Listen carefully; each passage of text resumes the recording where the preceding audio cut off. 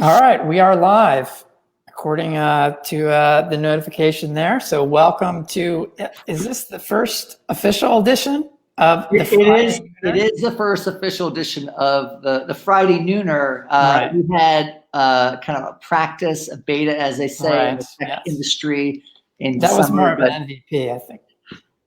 There you go. Throwing around the lingo. That's pretty good, Pete. That's yeah, thanks. Yeah. Yes, right. But now we're on for real, and we're still sort of figuring things out. But people can jump in and make comments, and we can reply in real time. All the many viewers out there. But so we're gonna move on a few topics that I had put together a few things ahead of time, and then like literally 90 seconds ago, Joe gave me some other potential topics, which apparently he'd sat on in the lead up to this. So well, I got to keep it interesting. It also is worth noting that in our MVP beta version of this, our first and only holiday special, I was like darting around like I was on, I don't know what it's like to be on PCP, but if I were, that's what it would be like. And because PCP, okay, or whatever, I'm gonna like surface up comments and whatever as they if they come up, if anyone cares.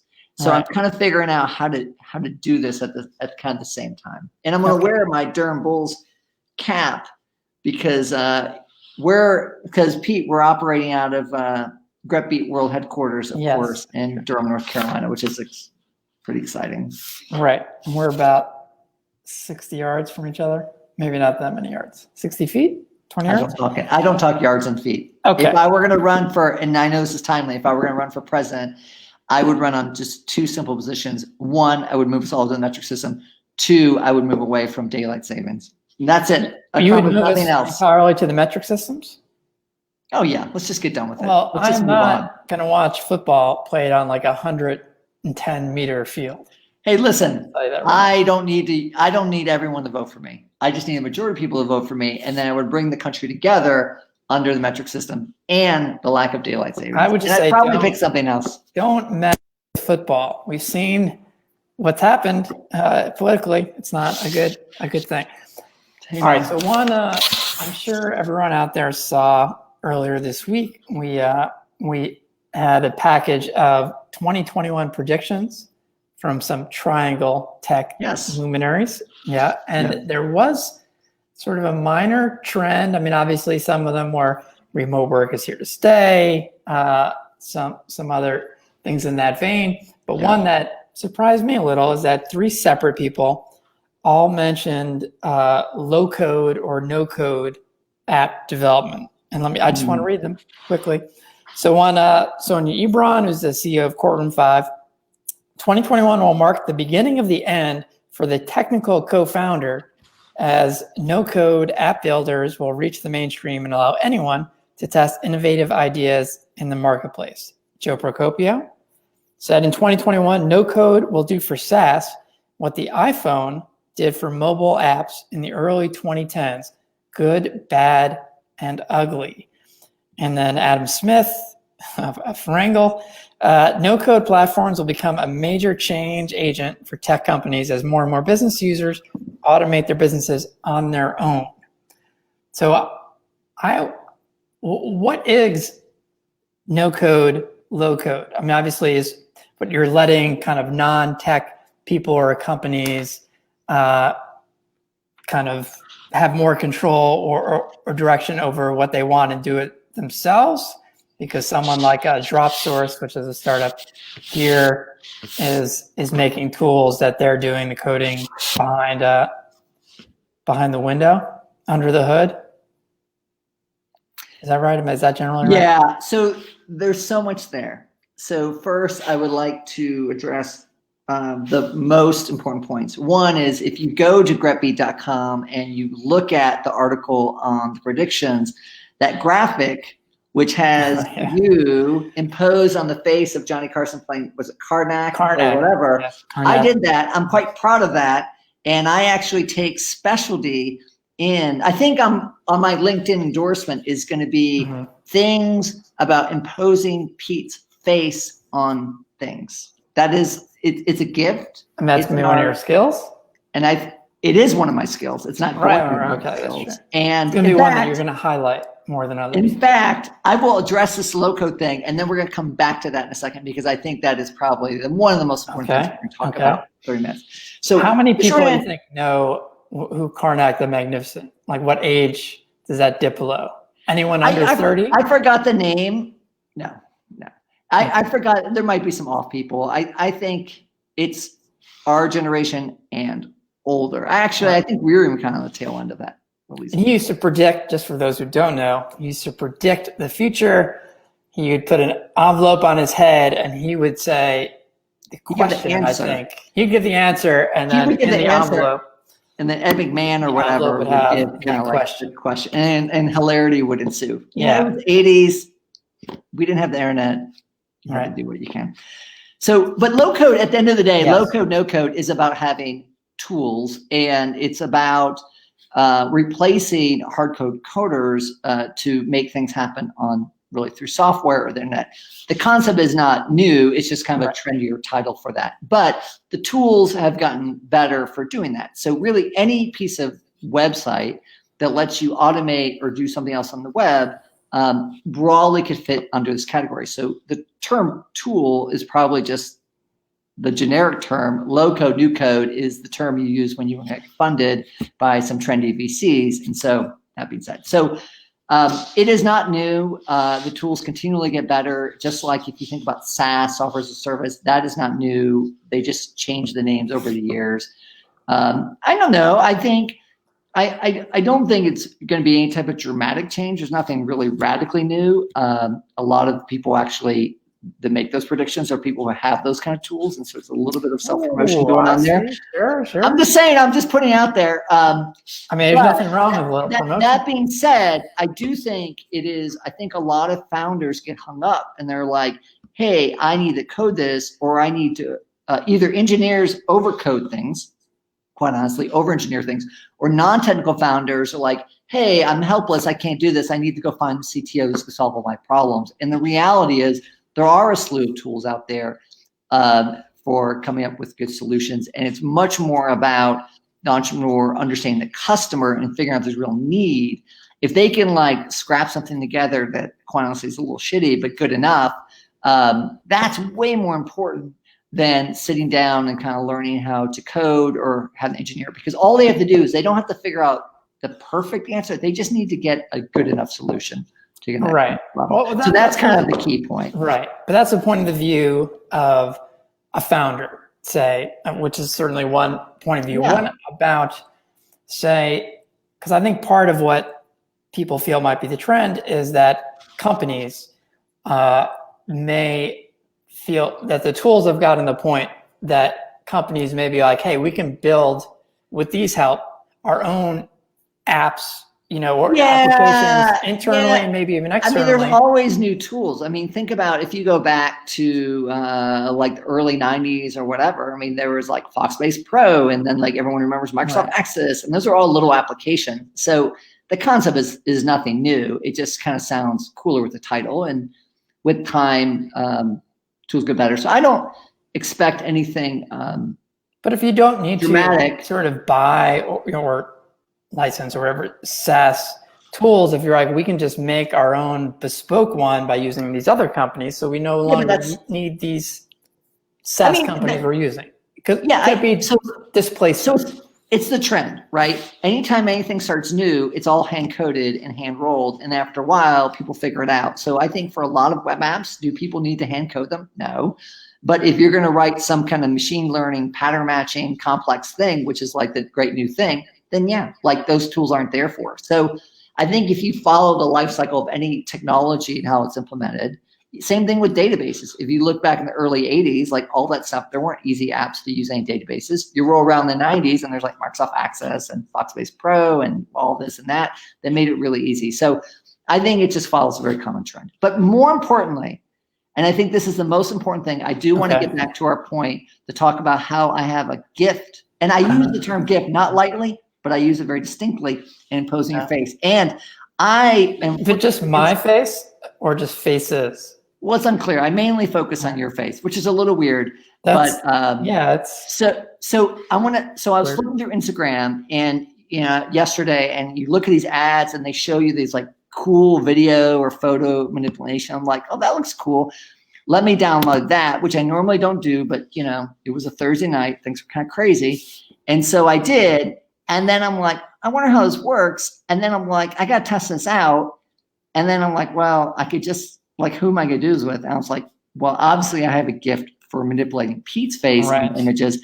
Can it translate in the video? We don't know. And so also with this software we're using, we can like tool up a video. So I'm going to go ahead and like. And her name was Maleficent.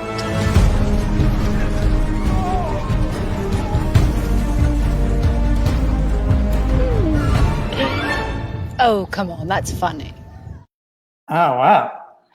It's a gift. All right. So now I'm going to go back. I didn't know you were more prepared for this than I thought. Not on anything that really was relevant to the topics at hand, but still content. Well, I want to say hi to Christina's saying hello. She is our favorite tech gamers recruiter person. So she's been a host. She's been a guest on Coffee and Conversation as well. Yes, she has actually. And then Jan, of course, I'm going to surface this up. Jan is very. I've actually She's a friend of Preppy. She is, and she actually kind of did a call out on LinkedIn. She also gave her prediction and also shouted out everyone else. It's like, is she the only one to give funny stuff? Right. So. Oh yeah. That she was the only one that was kind of. You wrote me after that. She's like, wow, a lot of people took that seriously. It's like, we need a mix. We need to roll with it. Or someone like Lister Delgado gave kind of 2 serious ones, and actually he maybe gave like 1.5 serious ones. I think something about what they were going to do. And then it was like, he's only going to pay college tuition for like only 1 kid, and then that the Dolphins might make the playoffs. Well, I believe, we should probably mention this. So let's talk really quickly about the color choices here. Okay. Of why. So maybe you can give some history because I'm sure everyone really wants to learn the history behind the entity behind these colors. Well, do we need to do the name too? Well, we'll do the color. Let's do the colors first, and then the controversy. The colors. So you made them purple, and you might have thought they were purple and yellow, right? You did that. Well, they were purple and yellow. Or purple. Okay, I used Canva to say, hey, what's some complementary colors to the Greppy red, and that's what we kind of came up with. That the Canva, how I built this, is an interesting one. She's was a young Australian woman. She's really young, but yes, and very much a great story for Australia, a great story for female founders, and also a really high profile, highly invested VC story. So it's good. Hopefully we see more of it. Right. So I said, oh, that's purple and gold. That's very similar to the Williams colors and the LSU colors. Just to be clear, because I know everyone's familiar with Williams as being the powerhouse that it is. College. But maybe be a little bit more specific. So you went to a small liberal college in Northwestern Massachusetts. Yes. Okay. Yeah. And so how many miles exactly? How far from liberal arts college in the U.S. We're like 15 of the last 17 years we've been number 1. Okay, great. How long have you graduated? Like 50 million years ago. Where'd you go? Oh, you went to college outside Boston. Okay. Oh yeah, that's exactly. Right. Well, we take an oath when we go. We take an oath when we go there. Harvard grads say. Anyways, so what's that? No, that was just my. The term is actually with school in Massachusetts somewhere. Okay. Yeah. So yes, I went to Williams College, and those are their colors, and it's also their colors are very similar to LSU. But and you seem to think that's why I am an LSU fan, and that's why I'm an LSU. Yeah, yes, I actually think that because you think I'm like a child and I pick my teams just by the colors. Hey or man, something. I'm only looking at the empirical evidence that we have out there. I'm not making any judgments or opinions. I'm just saying, like, what are the odds? I'm not sure now Jen doesn't think it was that funny. I'm not sure if she's taken back her previous comment or she thinks this current. Anyway, okay, so I am an LSU fan because in the late 90s, my second newspaper job used to be a sports writer, as some of you may or may not know, and I covered LSU for the Lafayette, Louisiana Daily Advertiser for 3 seasons, 97, 98, 99, which ended with them firing Jerry DiNardo and hiring Nick Saban, who is now the incredibly successful coach of the feared/hated Alabama Crimson Tide, who are playing Monday night for the championship. At any rate, yes. So then after that, I moved back to New York, and I just started following them as a fan because I was used to watching them all the time. So that's why I'm an LSU fan. It's not because it's just a happy happenstance. Sounds magical. That the colors are the same. Well, let's talk about the name, of course. The name is controversial. Yeah, there was some controversy behind it because we did a Twitter poll, which I think in fairness, people might have thought that we would, whatever won the poll would be the name. Most people assume when you win the say popular that, vote that it actually leads that as well. But Grep Beat Live was what we called it the first time, and that was more on the nose and accurate name. And I think we put the Nooner on here, and that was our favorite, you and I, and so that overruled the Twitter poll. It was second, but then we put in the Friday Nooner to even be more on the day and time, better, and maybe to play down some potential double entendre, which sounded better. So, right. So that is the name. And that's why we've gone with that, and that is the color scheme, purple and gold, just like Williams or LSU. Though why was it purple? Didn't Jurassic? Why does Jurassic have purple colors? I did not know the answer. No, Jurassic actually, the core of the Jurassic Capital logo is orange, out of respect to Kevin Mosley, my partner in that, and his allegiance to Clemson. Right. So where he is an alum. So that's yes. We weave it in. So let's talk about what else is going on in tech. Okay. So the other thing I put down, so SAS recently, just before Christmas, they tried to slide it in on Christmas Eve, announced that the guy who had been eyewitness news reporting at Grep Beat, we don't let that slide, do we? Right. No. Within like 13 days, I brought it to people's attention. No, I did tweet it out at that time. But so Oliver Schabenberger, I don't honestly know how to say his last name. I'm not going to attempt that one. But he was considered, I think, as the heir apparent for now for Jim Goodnight, the CEO, and so he resigned, moving on, spent more time with his family. He was COO and CTO, but then SAS also this week. So they named someone new as CTO, and then jumped through all these hoops. Like, no, he's not replacing Oliver. This has nothing to do with that. It's like, okay, well, who was the last CTO? It's the guy who left, and he's the new CTO. Watch the hand. Right. It's like, I mean, it's like if that's the semantic hill you want to die on, like that's fine. Well, I mean, SAS is an amazing company, right? Obviously, in terms of what they've accomplished, but it also they're seeing a lot of headwinds in terms of their business. And so, and Goodnight's not getting any younger, right? So, true test is, can they do succession? Can they do it beyond just his personal vision? And I think that's a true test for any leader and any company. And I think the verdict is out, right? I think SAS in the future has to take a very different form than the SAS of today and yesterday. And I mean, we'll see.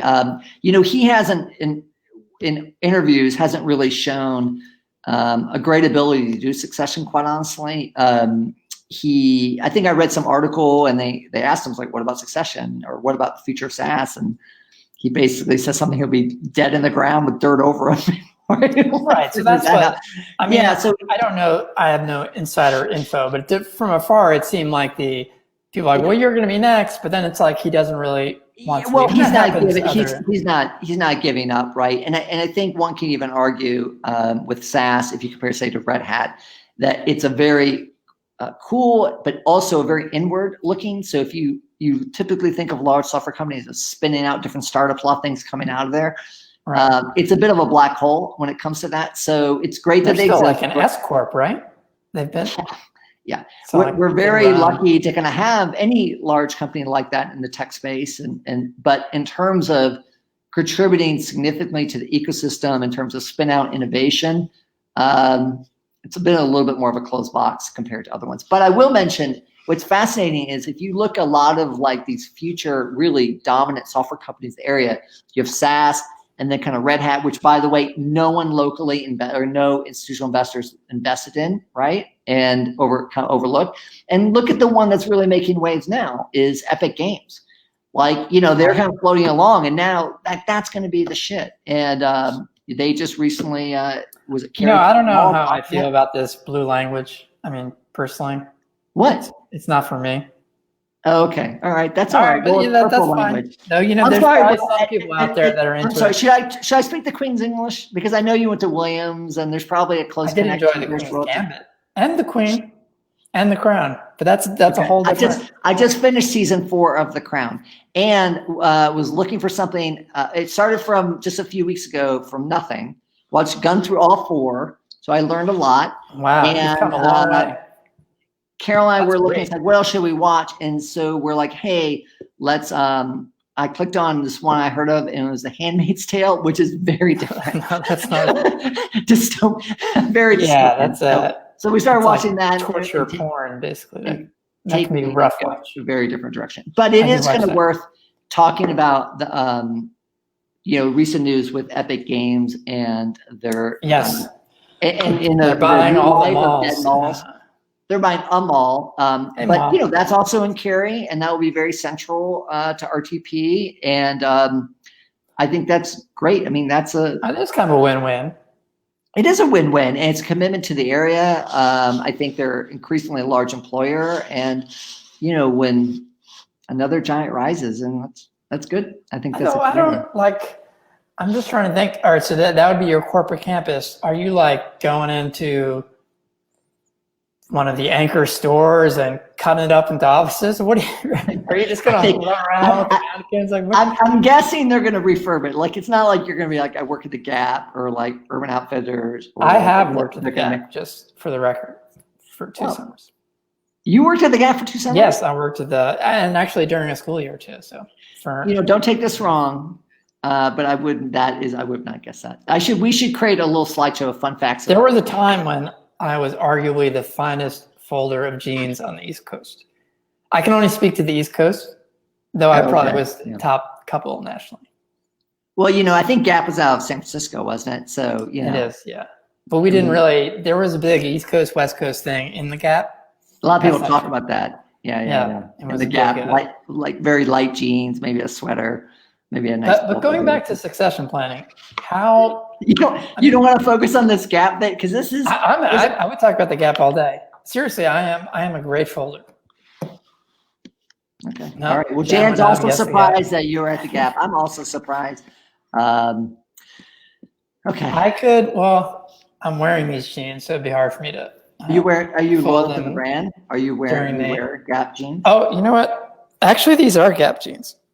Though I was more of a Levi jean guy. I don't think they used to sell mostly Levi's, and then Gap was kind of like their sort of second thing. But I think they're now kind of all the Gap jean brands. I don't think they even sell Levi's, but I'm not sure. Pete is a Gap champion. Okay. Yeah. Okay. Yeah, there wasn't any like folding competition. But the thing is, kids today, they don't learn the folding fundamentals. They rely on that, the folding doors, or they do it around the board. I was freestyle. I was just out there on the edge. Things were different back then. What's that? It's like if you listen to like old school rap, for example, it was just different. It was like you were like the OG. Whoa, Shannon Smith, fake news. What is Denim World? What's Denim World? Well, obviously, maybe. Is that like an off-brand Gap? Low-brand Gap? I'm a Levi's guy anyways, so. I will say to Shannon Smith, I will put my gene folding, and it's not just one at a time. Like you have to then stack them. I will anytime, anywhere. Wow. Wow. Them. Well, so it might be sometime in the next day. If I had a pair of jeans I weren't wearing, we would have a tutorial on social somewhere where I'd be you happy to tell walk through how to do it properly. I will show you how to do it well using just no other tools, but your hands and like my chin gets involved too. It's a gift. Wow. You know, we're all discovering talents. This is amazing. Yeah, I mean, but on succession planning, I do one question. So, for example, I mean, it comes in, sometimes it's not always planned, but, you know, founders at some point when it gets larger, sometimes when you have investors come in, they plan for you, take out the founder, but you as a founder, when did you have to think about that? Were you thinking before the acquisition? So obviously I founded or co-founded Bronto with Chaz, and for a little under 15 years we played CEO and COO role. So I think because I was relatively young, and because we focused on acquisition, it wasn't as much about succession, it was more about transition.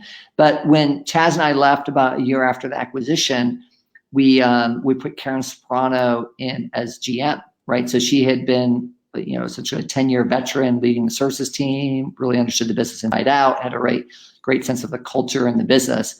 And so from that point of view, we did have to work on succession, and it's critically important. In a lot of challenges that founders make, particularly bootstrap founders, is they associate what they want to do in their path with the same as the business. Right. And I know with Jurassic, where we look at a lot of different software companies, that's kind of the problem, and realize those things are not necessarily one and the same. And the true, I think, testament to a leader, and this isn't just about the whole business, it's like leading a team, or is the ability to build sustainability through process and so forth, that it can move on to the next person and grow and prosper in different ways. And so it's hard. It's hard, but I think where you're getting at is, I think Goodnight, because I think it's so closely held partially because it's a symptom of his traits. It's been very successful doing that, but also there's a backside to that. And so you create a power vacuum. He's not going to live forever. He's probably less involved with the day-to-day. You got to give up in order to move forward. And ultimately, if you can't figure that out, then, you know, SaaS will continue to be a shadow of its former self. And that's sad. So, all right. Are we going to do a winner of the week? Yeah, let's do that. We only got a few more minutes. And the new weekly feature. Yeah, did you actually come up with one? No, I didn't come up. Well, I didn't come up with a graphic or video because I focused on the Maleficent thing. Nothing last night. You couldn't stick my head on. I made the purple. I chose the colors. That actually was pretty entertaining. Yeah. Thank you. Well, I was looking on Twitter. I was trying to find the ones you did for our second birthday, because some of those amused my friends and family. But so I kind of came in late on your video because I didn't have the screen up. But okay, that was more. Well, I have some other ones, but you know it's too complicated to do. So do you not have a winner of the week? Because I have one. Well, let me say. So you go for winner of the week, and then I'll just jump in there with winner of the week. All right. Well, my winner of the week was actually Elon Musk, because yesterday he passed Jeff Bezos as the richest person in the world, at least for today. Because I guess Tesla stock was up big yesterday, and so we got up to 185 billion, roughly, and Bezos is at a measly 184 billion. But I don't particularly like Elon Musk. I don't particularly like him either, and I think there's a lot of things that are really hyped right now. I think one of them, of course, is the Tesla stock, which has been crazy the last year. And I own a Tesla, but it's like completely ridiculous. And I was waiting for you to get that in there. But and what is the license plate? It says Bronto, actually. Okay, yeah. But I don't want to announce that just in case if I pursue a life of crime and I want to get away, I don't want people to make that connection. But I'm also it's worth it. And I guess is my one of the week, but not really, is the Bitcoin stock has gone up, or Bitcoin, the currency has gone up crazy, right? And it went up to 30, it went down to 27. I was like, oh, wow, this is up from like 6K it was when I was last paying attention. I had a little bit, I sold it, was like, I got a few Oh, wait, $1,000. so you own some Bitcoin? I owned a little bit. I owned Okay. some way back, but that's a whole longer story. But then it like subsequently, at least when I checked last night, it was up to 40K. And so it's like, that is just, and excuse me for my off-color blue, whatever you call it, language. Yeah. That's batshit crazy too.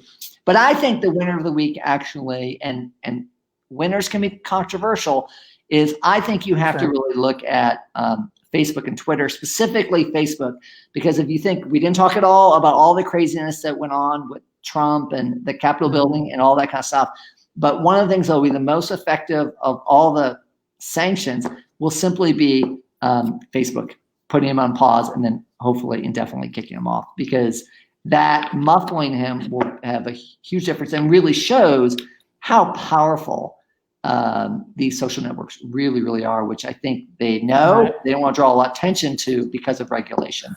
But then Twitter put him in jail for the first time for like 12 hours. But Facebook's a lot bigger, and Facebook actually had been lagging. Twitter actually had done a better job, not a great job, but Facebook did all really. The he cares more about Twitter though.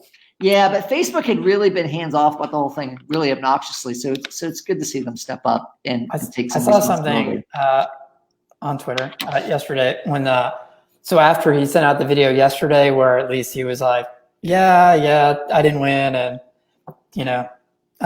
he seemed sort of normal. And someone was like, hey, he was off social media for 24 hours and it completely, cured his brain. Like, let that be a lesson to the rest of us.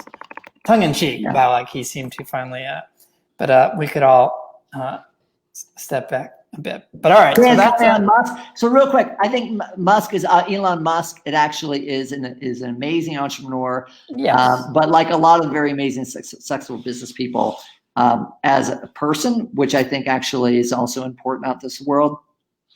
I don't know. The guy's got issues. I don't really know. And I think that and if you look at from the Tesla stock, I mean, it's completely a hype. I mean, Tesla's doing well, but nothing compared to the stock price, right? And the valuation, which is way overvalued. Right. So I'm a little hesitant to give people credit when they've just kind of played the wind of hype. He's definitely amazing, but in terms of, I would expect Bezos to be, I mean, if you look at the numbers, there's just no comparison in terms of the dominance that he has in terms of wealth and machine. And even, has there been a recent bump on Tesla just because it got added to the S&P 500, right? So there's some buying to get put in all those index type things. Oh yeah. And that's great. And they definitely have got their orders out and they're definitely doing well. But I have one, and like there's service issues and it's not magical. Like the service has gone down, not up, as they've looked to scale. That again, amazing company doing some innovative things, but I think. Well, I hope whoever made my 2001 Acura is like at least the 5th or 6th richest person in the world, because it's a great car.